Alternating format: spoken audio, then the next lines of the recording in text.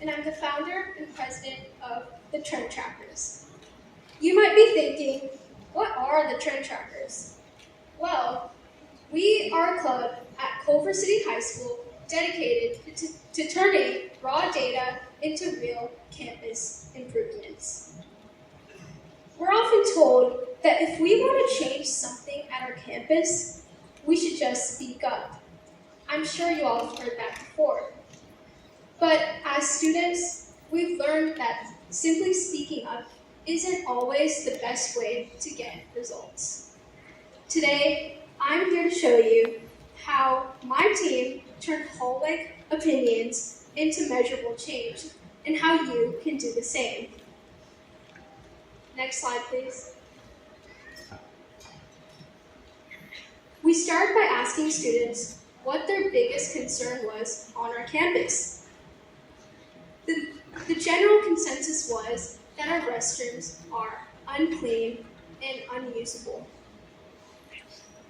That pushed us to send out a survey to our student body to figure out what was wrong with our restrooms. And what we found was shocking. Oh, could we go back really quick? Thank you. What we found was shocking. 8 in 10 students reported restrooms at Culver City to be dirty to very dirty. And that leads to a ripple effect of dehydration, stress, and avoidance. Next slide, please. Students are the daily experts of their own campus. We identify the issues that adults often overlook because we see them every single day. Data is our power.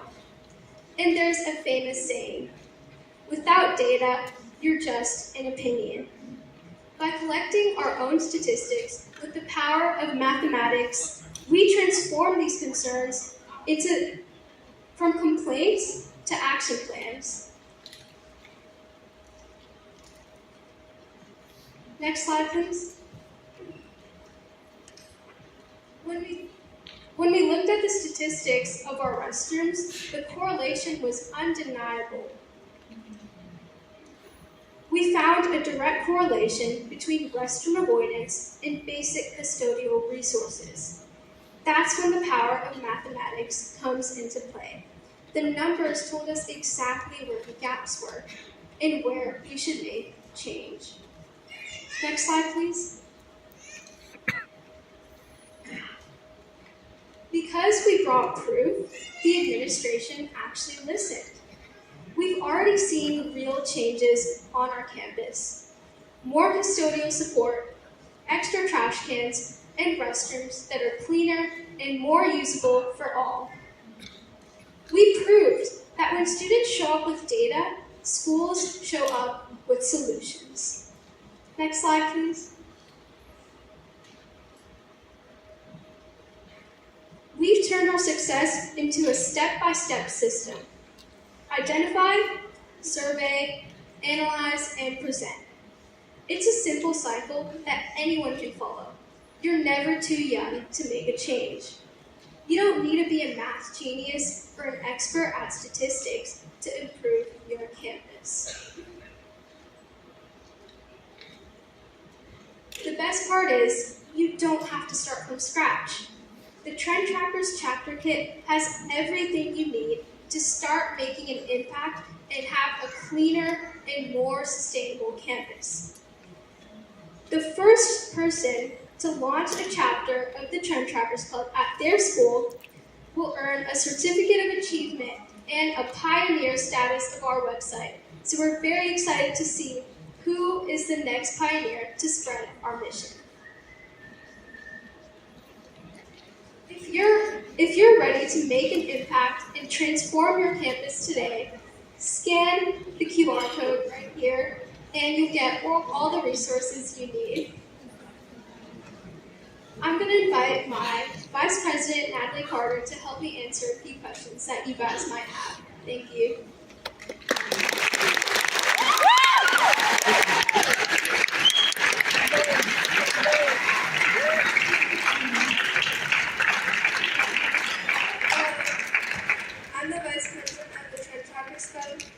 going to give you guys time to think of one issue at your school.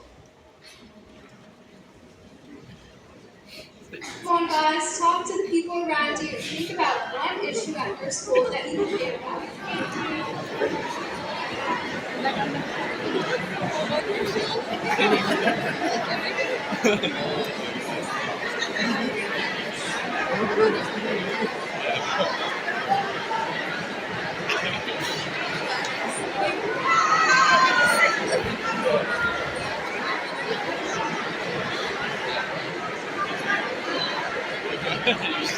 All right, let's bring it back in 3, 2, 1. Thank you. Okay. You right there on the right, raising your hand. Hello? Okay, perfect. This mic works. So, if you have a question, I'll come around to you with this mic and you can ask.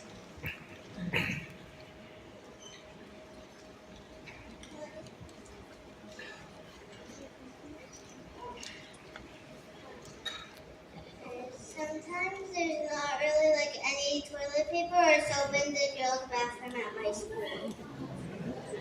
So then, she's asking how could she get help to track that data? What would be her next step? If she's identified the issue, what would be step 2? All right, so what grade are you in? 4.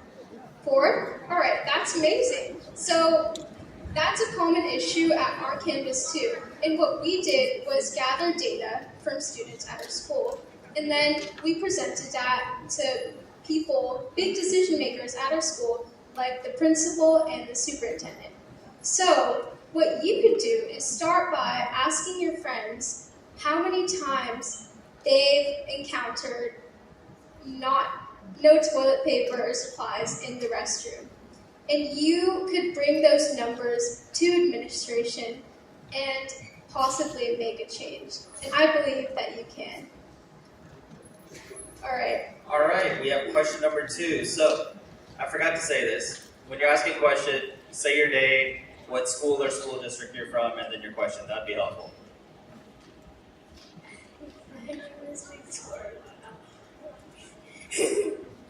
My name is Victoria. We go to President Avenue. Sometimes the water fountains don't work or the water tastes really bad. All right, what grade are you in? What data can we collect? I'm sorry, could you repeat that? You said what data could we collect was the last part. All right.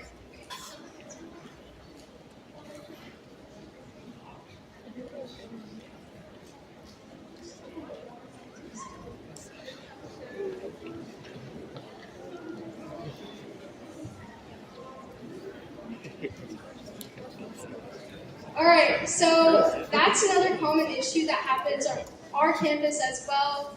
We have a bunch of water fountains that don't work because of underfunding and under maintenance. So what I would do is, again, talk to your friends. Possibly, if you can, I would make a survey that could be on paper. You just ask a simple question. How often do you try to use the water fountains? And how often does it not work? And I would present that to someone important at your school, like the principal or the superintendent. Are you part of any sort of student council? Raise your hand if you're. That's awesome. Yeah. Good job, guys. You make a big change at your campus with the power of data. All right. So I hope that helped you. Okay, so back in this quarter, since I haven't been to this side yet, we have our last question. Sorry, but this is going to be the last question because we got to get started with Math Field Day, ladies and gentlemen. So, My name is Nathan Zhu. My school is Marshall Fundamental in Pasadena. And I'm in the 6th grade. So, too many kids think they're cool at my school and they keep vaping. So, how do I fix that? It's really bad. They're too cool to do drugs. They cannot let that happen.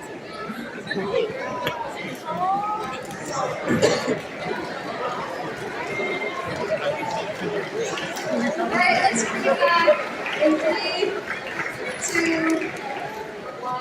Thank you. So the question centers around how to stop vaping and how to track for that, and so we can support our schools in being vape free. So since you're in 6th grade, you could start a club on how another trend trackers chapter, and you could survey students in your school and ask them if they encounter students vaping as well. And with this data, you could talk to, again, the principal or the superintendent, and with that data, you can show it to them, and they will be more likely to make a change. I hope that answered your questions. Thank you, guys. Thank you. Give them a round of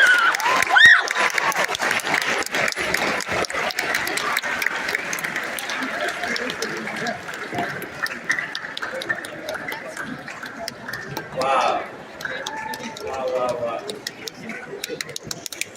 So, it kind of goes back to what we were kind of talking about earlier, right? Math is life, right? Math is life. And so you can use math to also help your life, right? Math, collecting this data, what they're talking about at their club, they're using math to help their life. So math is life. Next slide, please. So, just to kind of give you an overview of what's going to happen, because we're just about wrapping up over here. So, for the last few details, today's schedule, what it's going to look like. Once we say, hey, you can, when the classrooms are ready, go over there. Students are going to go into the classrooms. You already know which coordinator where you're going. Okay? So students are going to go to your classrooms. In your classrooms, we're doing 2 rounds. Right? So there's 2 tournament rounds. Round 1 is going to be a conceptual understanding scenario. And then round 2 is going to be a sense-making exercise. Right? So then students, you're going to leave here, you're going to go to your classroom, you're going to do 2 rounds of the tasks. While students are out, parents, any parents that want to be part of our parent workshop, we have other presenters. Parents are welcome to stay here in the auditorium while